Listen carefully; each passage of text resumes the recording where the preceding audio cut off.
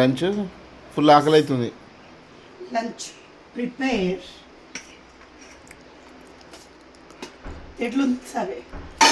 ఏం చేస్తాం ఈరోజు మా బాయ్స్ హాస్టల్లో లంచ్ మెనూ చూద్దాం. తేజ స్కూల్లోకి వెళ్ళి వచ్చిడు, రితికి వాళ్ళ స్కూల్ అది రాగానే ఆకలి ఆకలి ఆకలి అనమాట. సో వేడి వేడి అన్నం, తర్వాత ఈరోజు స్పెషల్ కర్రీ గోంగూర పప్పు. మా శేఖర్ ఎప్పటిలో గోంగూర మటన్ కర్రీయో గోంగూర చికెన్ కర్రీయో ట్రై చేద్దాం అంటుండు, లేక గోంగూర పులావ్ అంట. సో చూడాలి. నా గోంగూర ఇలా చాలా ఇష్టం. గోంగూర శనగపప్పు రెసిపీ యూట్యూబ్లో పెట్టున్నాను, చెక్ చేయండి. ఆ తర్వాత యమ్మియస్ట్ థింగ్ శేఖర్ తినాలనిపించింది పులుసులు ఎప్పుడైనా కానివ్వండి గుర్తుంచుకోండి, ఇలానే చేయాలి, నీరు చేయకూడదు.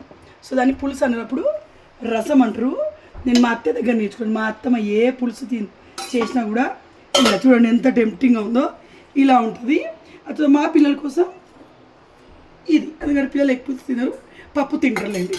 సో అనమాట. ఇవేంటి? సో నా ప్లేట్ చూపినాను ఫస్ట్. సరే. సో వేడి వేడి అన్నం ప్లేట్ మీ అందరికీ తినండి. నా వరకు రాలే అక్క అనొద్దు మళ్ళీ. సో ఇందాక బయటికి వెళ్ళాం కదా, ఇవి ఏంటి ఏమంటారు వీటిని చెప్పండి. చిన్నప్పుడు ఎందుకు ఇవి శనగపిండితో వచ్చేవి చూస్తే మైదాపిండి అనిపిస్తుంది, స్వీట్గా ఉంటాయి, కొమ్ములు అంట. తర్వాత ఇగో ఇది తెచ్చినాం. తర్వాత ఈ మిక్స్ పోతుంది.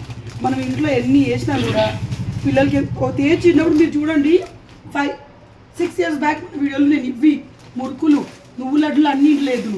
కానీ రాను రాను పిల్లలు పెద్ద అయిన కొద్దీ రాను రాను రాజులను గాడిదైనట్లు అన్నీ బయట తింటే తింటారు. మనం కూడా అనుకోండి. సో అది. సో మా స్పెషల్ లంచ్ ప్లేట్. ఈ 2 రెసిపీలు కావాలి అన్న వాళ్ళు పోయి ఫుల్ వీడియో చూడండి, రెసిపీలు పెట్టున్నాను. బాయ్.